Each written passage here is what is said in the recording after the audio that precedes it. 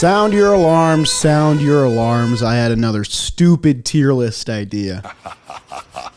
Yes. October baseball is approaching its climax. What did he say? And my favorite team isn't involved, so I've had a lot of time to just be in my own head. And a thing we haven't seen yet this year, because we haven't gotten, is a Game 7. The best thing an American sport can offer. Most of the time in baseball, a Game 7 is often one of the best games of the year. But we don't get them very often, so it's not a very long list, and I thought, why not rank them? So today I put together this nifty little tier list board, and I've taken out every single Game 7 of either the Championship Series or the World Series in the past 35 years. We have a lot to get to, so let's waste no time. These tiers kind of speak for themselves, but I'll elaborate as we go on. We're going to start in 1991 with the Atlanta Braves and Pittsburgh Pirates, and that former team is a team you're going to hear a lot in this video. In back-to-back seasons, these two teams met in the Championship Series, and both times they produced some awesome baseball. The Braves were the heavy underdogs in this game and this entire series. They had finished last season in last place in their division and had shocked everyone by even getting to the playoffs in the first place. They had scored 2 runs or less in 5 of the 7 games, but 4 runs would be all they needed in this Game 7, as John Smoltz in his second postseason start would throw a complete game shutout. A 23-year-old rookie Brian Hunter made the difference with his 3-run homer in this game, and that would be all it took for the 1991 Braves to advance past the Pirates to the World Series. We're going to start by putting the 1991 NLCS in out with a whimper, because the heavily favored Pirates went out with a whimper. We follow that up with, in my opinion, one of the greatest baseball games ever played, the finale of the 1991 World Series. I'm putting this in our top tier.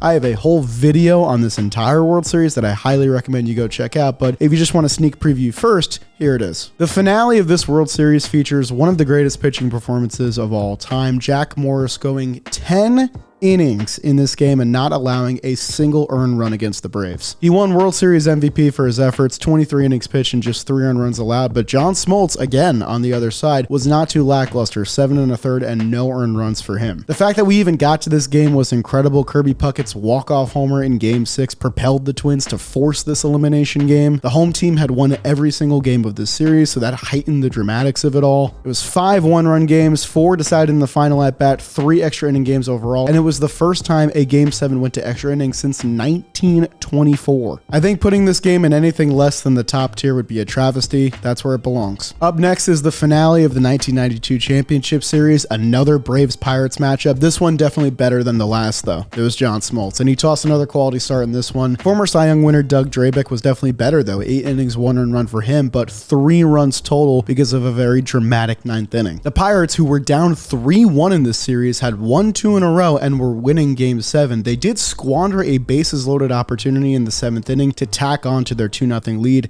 and that would come back to haunt them. Because in the 9th inning, the Braves rallied for a double, then a costly error, and then a walk to load the bases. It ends up being Francisco Cabrera as the Game 7 hero, a guy most people had never heard of. He knocks one through the left side. There's a play at the plate. It ends up being a 2-run single to win the game. The Braves put up 3 in the 9th to shock the Pirates and win the NLCS again. Pure jubilation for the Atlanta faithful, utter heartbreak for the Pittsburgh faithful, and what a fitting end to an awesome series. Scriptwriters absolutely cooked with this one. There's going to be a lot of games that go into the top tier that I think are just a smidge better than this one, but very good game. We'll follow that very good game with one of the most forgettable games on this list. That comes at the tail end of the 1996 Championship Series against the St. Louis Cardinals, and of course, the Atlanta Braves. The Braves just kind of put the hammer down on the Cardinals this game. I'm going to be honest, I wasn't familiar with this Game 7 up until doing the research for this video, and it makes sense. The Braves put up 6 runs in the first inning. Tom Glavine hit a 3-run triple and then totally shut down the Cardinals, and the Braves cruised to a 15-0 win in this one. It was another instance where a team faced a 3-1 series deficit and came back and won, that being the Braves this time, but this game is completely in the bottom tier. Stop it, they're already dead.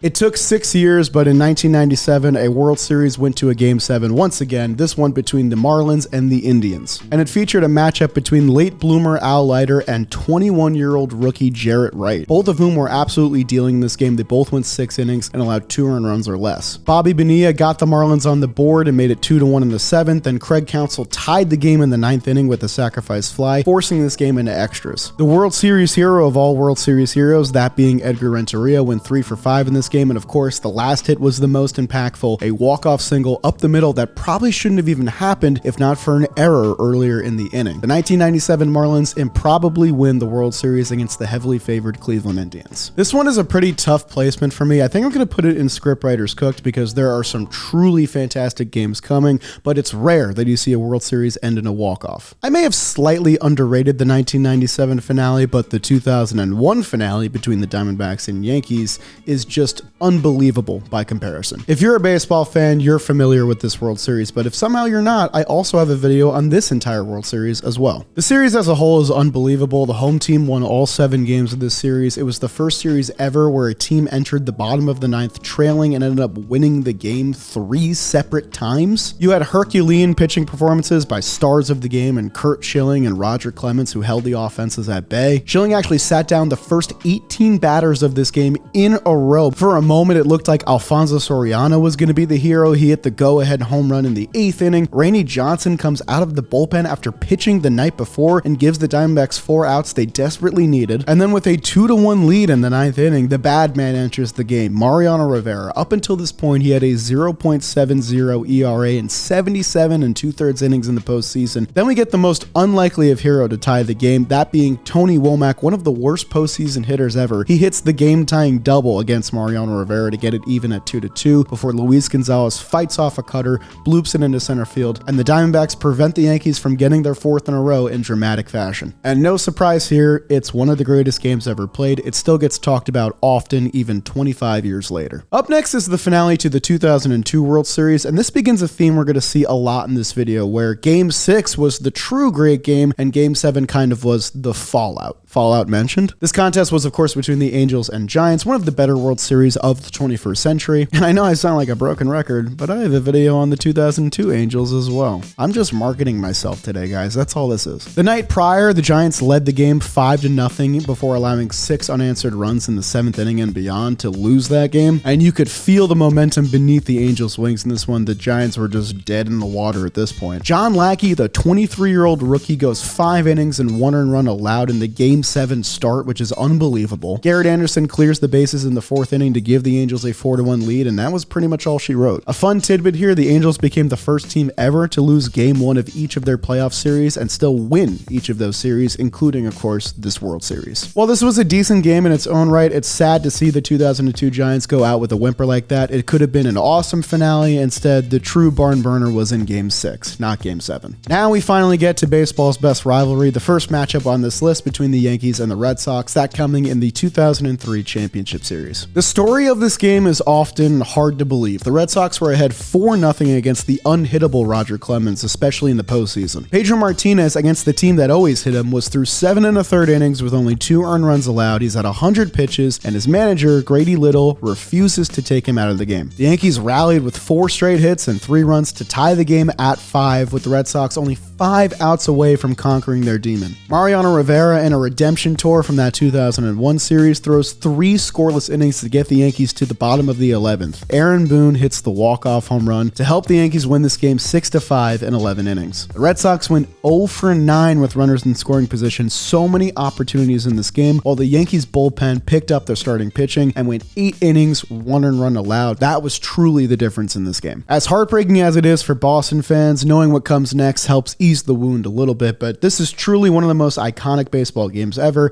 It's going to go in our top tier. Before we move on with today's video, though, I gotta thank Nutrafol for sponsoring me yet again. Nutrafol wants to help baseball fans show off what's under their cap with thicker, stronger hair that they can feel confident showing off. Nutrafol is the #1 hair growth supplement in the game, clinically proven to show results within 3 to 6 months. Nutrafol and baseball are all about consistency, showing up day after day, season after season. Because when you get to the biggest moments, nothing should hold you back. So click the link down below and visit Nutrafol.com to get $10 off your first month subscription and join the millions seeing thicker, stronger hair. Thanks to Nutrafol for sponsoring yet another video, and now let's get back to today's list. But that wasn't the only Game 7 in a championship series that year, because the Marlins and Cubs had one in the National League as well. The Cubs and Red Sox were meeting similar fates this year. The Cubs had led Game 6 3-0 in the 8th inning before that unforgettable Steve Bartman incident and 8-run rally enabled the Marlins to force this elimination game in the first place. Rookie Miguel Cabrera opens the game with a 3-run homer off Kerry Wood, one of the nastiest pitchers in the game at the time. Kerry Wood, the guy you knew for his right arm, instead ties the game with his bat, a 2-run homer in the second inning, because this is back when pitchers had to hit. The Cubs once again had a lead in the middle of this game before the Marlins stormed back from a 5-3 deficit, and every great game has the ace of the starting rotation coming in through the bullpen, and Josh Beckett was the bad man in 2003. 4 innings, 1 earned run, that 1 earned run coming on a solo shot. He struck out 3, he didn't walk any, and he locked down this game. Beckett started in both Game 1 and Game 5 of this series, so he totaled 19 1/3 innings pitched. This game doesn't quite have the highs and lows of some of the top tier games, but I think it fits perfectly in the middle. If you were to go back and rewatch this one, I think you'd be well entertained. 2004 was another year where both championship series went to 7 games, and we're going to start in the American League, the rematch between the Red Sox and the Yankees. Everyone knows why this series is significant, but no one really remembers the key moments of Game 7 because by this point, the Red Sox knew that they had smelt blood in the water and were winning this thing. They went ahead 6-0 in the second inning thanks to a Johnny Damon grand slam who went 3 for 6 with 2 homers, 6 RBIs, and a stolen base in this elimination game. Derek Lowe, who gave up 3 earned runs and 5 innings in Game 4, instead twirled a gem, 6 innings, 1 hit, 1 earned run in this game. The Red Sox, of course, complete the 3-0 series comeback to win the ALCS in 7 games, making history. I think based on the pure euphoria of the game itself, I'm going to put this one in the middle tier just because for most of the baseball world, this was 3 hours well spent. It was watching American sports history, it was watching the big bad evil empire fall, and the Red Sox finally get over the hump. They were truly the protagonist. They were truly the protagonist in this game, and while it was a lopsided game that you kind of felt the conclusion of from the beginning, I think it's still a game worth reliving. In the National League, we had the Cardinals and the Astros in an NL Central Division battle to advance to the World Series. The Cardinals were coming off a walk-off home run from Jim Edmonds to force this elimination game in the first place, and Craig Biggio picked up right where his opponent left off with a leadoff home run to start this game. But that would be pretty much all for Jeff Suppan, who went 6 innings and only allowed 1 earned run in this game, partly thanks to one of the most incredible catches in postseason history, that coming from, of course, Jim Edmonds in center field to wipe away a 2-run double. It's hard to imagine how much that game would have changed without that catch because later on, Scott Rowland hits the 2-run homer, the place goes berserk, and the Cardinals take a lead that they wouldn't relinquish. It was the first postseason series since the 1988 World Series with multiple walk-off home runs in one set, and the Cardinals had won their first pennant since 1987. A great game here with much more theatrics than the game we just mentioned, but I think I'm going to put it right back in the same tier. It didn't have the same gravity and weight and history as the ALCS, but still a great game in its own right. Coming up now is the game that I was looking least forward to talking about. It's the finale to the 2006 NLCS between the St. Louis Cardinals and the New York Mets. Didn't think I'd be mentioning Jeff Suppan in 2 separate games on this list, but here we are. He went 7 innings with only 1 earned run allowed. Oliver Perez on the other side, who wasn't even supposed to be pitching this game, goes 6 innings with 1 earned run, helped in part by this unbelievable Endy Chavez catch to take away a 2-run homer. In a tied game 1-1 in the 6th, the Mets squandered a bases-loaded 1-out opportunity, and that felt like the door closing in this game. Later on, Yadier Molina hits the big home run in the 9th inning, a 2-run shot to take the lead. Adam Wainwright, the future ace of the Cardinals, comes in to close because he was closing games at that time. The Mets load the bases again. Carlos Beltran takes the curveball for strike 3,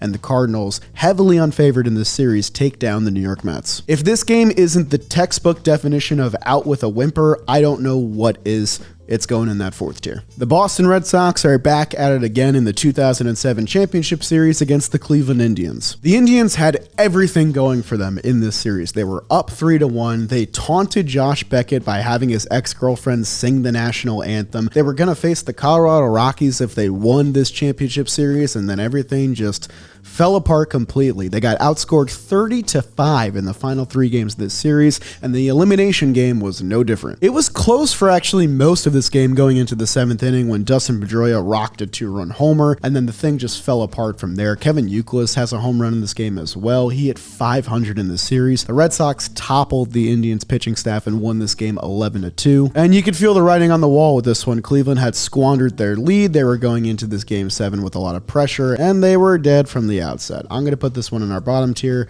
Please stop. You guys have a 9-run lead. We're already in pain.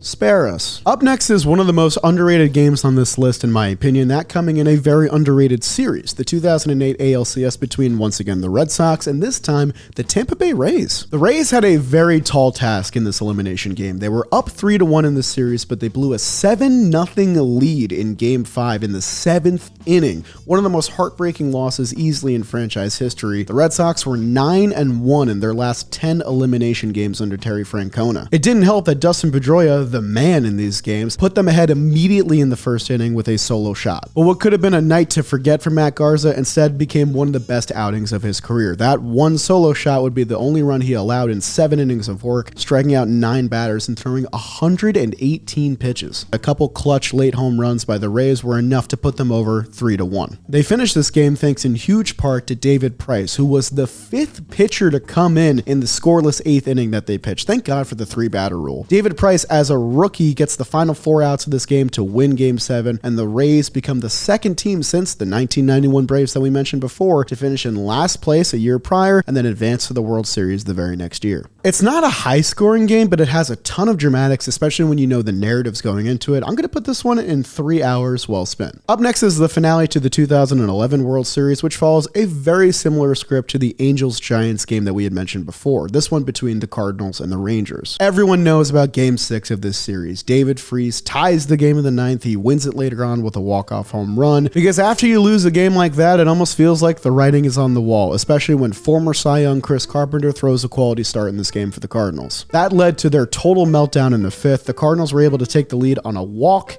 hit by pitch, intentional walk, another walk, and then another hit by pitch. If that's not a meltdown, I don't know what is. The Cardinals end up winning this game 6-2 when everyone knew they had won the series the night before. This one is going to go in out with a whimper. Next year's NLCS featured another lopsided affair, this one between the Giants and the Cardinals. Where have I heard this before? The Giants were down 3-1 in this series and made the comeback, outscoring the St. Louis Cardinals 20-1 in the final 3 games. Game 7 was no different because they won this contest 9-0. Matt Cain was absolute dynamite, not only in this game, but this entire 2012 playoff run, 5 2/3 innings and no earned runs allowed against the Cardinals offense. And the Giants win their first Game 7 ever. While the imagery at the end of Marco Scutaro looking towards the sky and thanking the heavens he finally gets to play playoff baseball is really cool.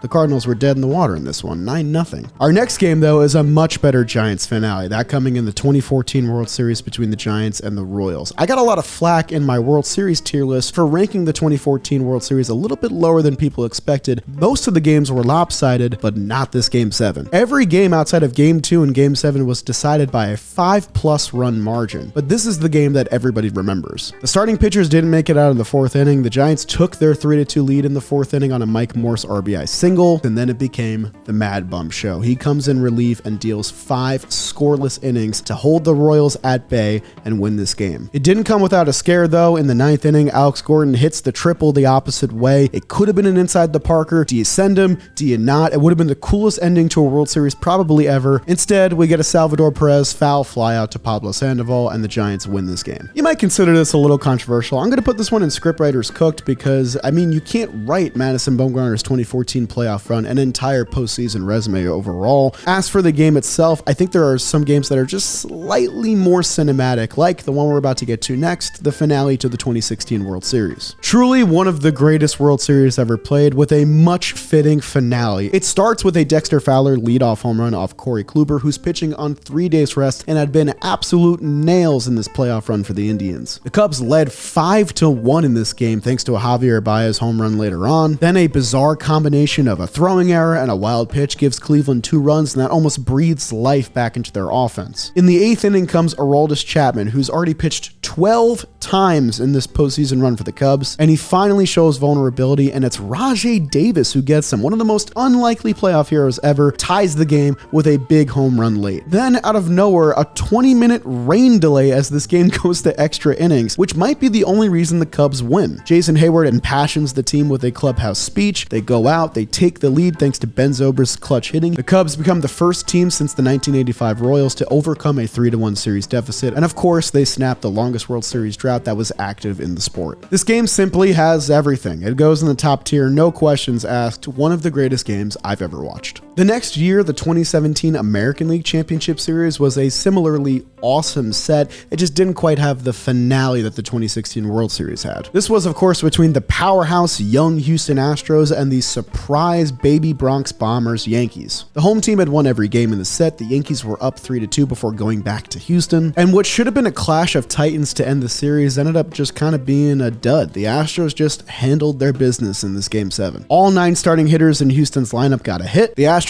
offense exploded once CC Sabathia was out of the game, and Charlie Morton and Lance McCullers Jr. pitched a combined shutout, 9 innings, no earned runs, 2 walks, and 11 strikeouts. It's a shame because this was one of the more fun Yankees teams of an entire era, and they didn't quite get the ending that a lot of people thought they deserved. They're going to go out with a whimper. It's a shame. The Astros 2017 run featured another Game 7 in the World Series against the Los Angeles Dodgers. One of the most unforgettable series of all time really was won with that 13-12 Game 5 barn burner in Houston. The series went back to LA. The Dodgers won Game 6, leading to this finale. The Astros jumped all over Yu Darvish, going ahead 5-0 in the second inning thanks to George Springer's 2-run homer. He, of course, wins World Series MVP, putting up a World Series record with 5 home runs in the set. And a man who needs more praise for his Game 7 performances, Charlie Morton is the pitcher in this one again. He gets the 4-inning save at the back end. 4 innings pitched, 1 earned run, 4 strikeouts on 52 pitches to shut the door and give the Astros their first World Series in franchise history. Again, this one's just kind of a disappointing finale. I'm going to put it in out with a whimper. I thought the Dodgers were going to put up more of a fight in this one, but the Astros just, again, handled their business. The Dodgers bounced back and returned to the championship series again the following year, facing the upstart Milwaukee Brewers. And again, I thought this one was going to be a thunderous contest. Christian Yelich opens the game with a solo shot off Walker Buehler in the first inning. Cody Bellinger, the eventual series MVP, responds with a 2-run homer the following inning off Jhoulys Chacin. The starters are out pretty early in this one before the 5th inning even ends, and then it's a battle of the bullpens. In a 2-1 deficit, Yasiel Puig deals the death blow, a 3-run homer in the 6th to open a 5-1 lead. There's probably no better combination than Kenley Jansen and Clayton Kershaw, who combined for 5 strikeouts in the final 7 outs of this game. The Brewers, who had so much magic going for them this entire year, finally lose a big game. They drop Game 7 of the 18 NLCS 5-1.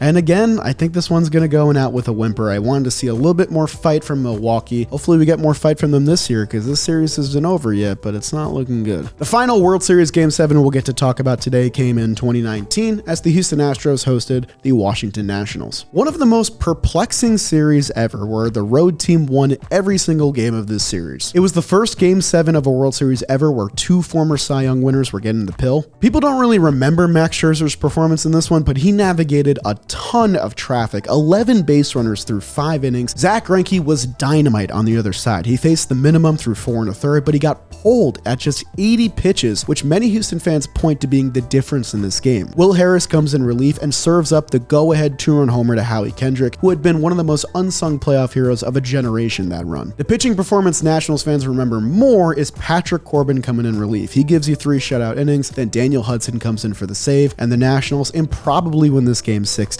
It's not the closest finish, but this is one of my personal favorite games that I've watched in recent memory. I'm going to put it in Scriptwriters Cooked because you can't write the road team winning every game of this series. That is ridiculous. It's one of the biggest World Series upsets ever. That takes us to the final year that we got a Game 7, where we got 2 in 2023. We'll start in the AL again in the Battle of Texas between the Rangers and the Astros. Down 3-2 though, the Rangers just brought a stomping onto the Astros pitching staff, outscoring them 20-6 in the final 2 games at Minute Maid Park. The combination of Jordan Montgomery and Max Scherzer was enough to hold the Astros offense at bay while the lineup went to work. Adolis Garcia is the big guy in this game. He hits 2 home runs, collects 5 RBIs, goes 4 for 5 overall. The Rangers put up 3 runs in the first inning and they never relinquished the lead, and they advanced to the World Series that they eventually win against the Diamondbacks. This Game 7 is not too memorable. The series was pretty cool, but I'm going to put this one in our bottom tier. And on the other side in the National League, we have the improbable victory of the 84-78 1988 Arizona Diamondbacks against the team that everybody thought was going to win the World Series that year,